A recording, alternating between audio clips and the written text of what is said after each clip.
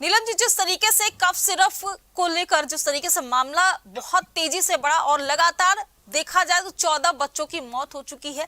सबसे पहले आपसे जानना चाहूंगी कि कफ सिरप जिस तरीके से लोग बिना सोचे समझे खरीदते हैं और अपने बच्चे को पिला देते हैं, वो कितना जानलेवा है और कितना खतरनाक हो रहा है।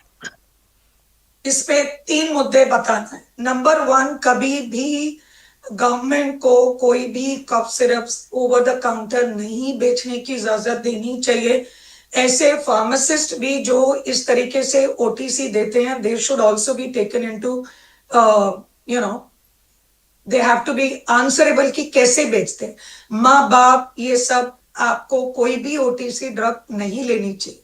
अगर कोई डॉक्टर आपको प्रेस्क्राइब करता है तो वो उस सीजन के लिए, उस समय उसका आपको जो सुनने के बाद वो देते हैं, उस प्रिस्क्रिप्शन को भी आपको दोबारा से इस्तेमाल नहीं करना चाहिए। हम कहते हैं कि 2 साल से छोटे बच्चों को अगर कॉम्बिनेशन दवाई खांसी की दी जाए तो उनमें सिडेटिव इफेक्ट बहुत हो सकता है और वो नुकसानदायक है। इसीलिए डीसीजीएचएस ने सारे स्टेट्स को ये एडवाइस दी गई है कि कॉफ सिरप्स प्रेफरेबली हमें 2 साल से नीचे देना ही नहीं है। और जो अगर किसी डॉक्टर को कुछ देना है वो अलग तरीके होते। कभी कोई डॉक्टर एंटीहिस्टामिन लिखना चाहे या bronchodilator, they are different, that has to be written by a doctor. लेकिन हम कॉफ सप्रेसेंट्स नहीं देते हैं। सिमिलरली 2 से 5 साल में भी इंडिविजुअल लेवल को किस क्या देना है वो डॉक्टर राइट डोज पे डिसाइड करता है। एक डॉक्टर, एक पीडियाट्रिशियन के हाथ में सिर्फ यही है कि वो सही दवाई दे और राइट डोज पे दे। यहाँ एक मुद्दा, एक हो गया ओटीसी का, एक हो गया डॉक्टर के प्रिस्क्रिप्शन का। तीसरा बड़ा मुद्दा जो आज का सबसे बड़ा मुद्दा आज देश में है, इस अब हर जना ये तो नहीं देख सकता है कि बोतल के अंदर माल सही है या नहीं।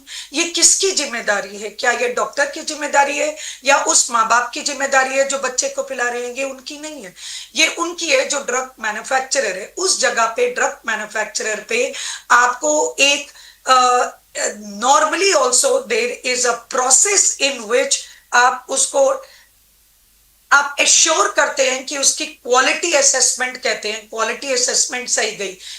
और ये जो ड्रग कंपनीज को क्लियरेंस देते हैं, जैसे वैक्सीन में हर बैच को चेक किया जाता है, वैसे ही कोई एक सुविधा होनी चाहिए कि इन कंपनीज में ये चेक हो। क्योंकि आज का मुद्दा क्या है, ये बच्चे जिनकी डेथ हुई है वो दवाई से नहीं हुई है जो हम बोल रहे हैं कि क्लोरफेनिरामीन या फिनाइलेफ्रिन, इससे नहीं हुई है। क्योंकि वो सिर्फ 2.5 ml दिया गया था बच्चे को, उसके अंदर एक कंटेमिनेंट था।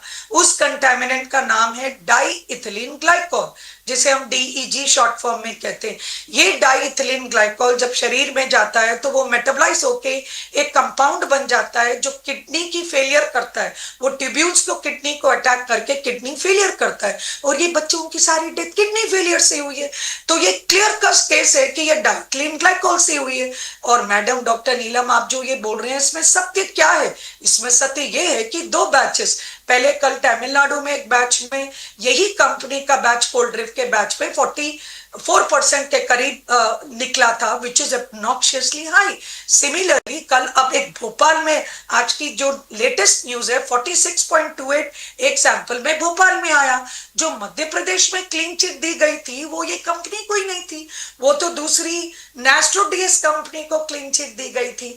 तो दैट मीन्स वो नहीं है। अब मध्य प्रदेश ने सीज करे हैं सैंपल्स, 400 के करीब सैंपल सीज करे हैं, जिनमें 200-250 बिके हुए भी सैंपल्स थे। अब उनमें देखना उनको बाकी है। लेकिन ये सिर्फ इंडिया की बात नहीं है। इससे पहले ये डेथ्स पहले भी अक्टूबर 2022 में गैम्बिया में हुई थी, जहां एक इंडियन कंपनी की ही प्रोडक्ट की बिक्री हुई थी और उसको बैन किया गया था इंडिया में। सिमिलरली उज्बेकिस्तान में जनवरी 2023 में डेथ हुई, उसमें भी एक इंडियन कंपनी को डाइथिलीन ग्लाइकोल में हुआ, उससे भी हम नहीं सीखे।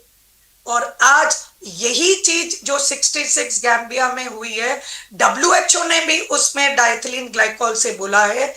सिंपल सत्य है, वो डॉक्टर का गलती नहीं है, वो डॉक्टर का प्रिस्क्रिप्शन से रिलेटेड नहीं है कि उसने वो क्या दिया। मुद्दा ये है, वो तीसरा मुद्दा कि उसमें क्या था, उसमें था डाइथिलीन ग्लाइकॉल, जो इतनी हाई डोज में था कि वो बच्चों को रीनल फेलियर और डेथ किया गया। तो माँ बाप को समझना है, नंबर 1 ओटीसी ड्रग्स नहीं खरीदे, नंबर 2 सिर्फ एक पीडियाट्रिशियन की प्रिस्क्रिप्शन से ले, नंबर 3 वो प्रिस्क्रिप्शन उस टाइम के लिए है, बाद में भी उस प्रिस्क्रिप्शन को इस्तेमाल मत करें, नंबर 4 जो प्रिस्क्रिप्शन डोज दिया गया वो ले, अंदाजे से चम्मच वम्मच नहीं, डॉक्टर ने अगर 2.5 ml 2 टाइम्स लिखा है तो वही दे, ज्यादा खांसी है थोड़ा एक्स्ट्रा दो, नहीं ऐसे नहीं दे। नंबर 5 गवर्नमेंट के लिए आप सबको आवाज उठानी है, आप आवाम को भी उठानी है कि ये जो क्लियरेंस, जो ये कंपनीज जिसमें हमें ये किस तरीके से उनके असेसमेंट, क्वालिटी कंट्रोल, ये चीजों पे भी आपकी आवाज उठानी है, मीडिया और आवाम। ये PPP का मामला है, पब्लिक, गवर्नमेंट, प्राइवेट, हम सब corporates and public, media and community level पे भी ये जागरूकता बढ़ानी।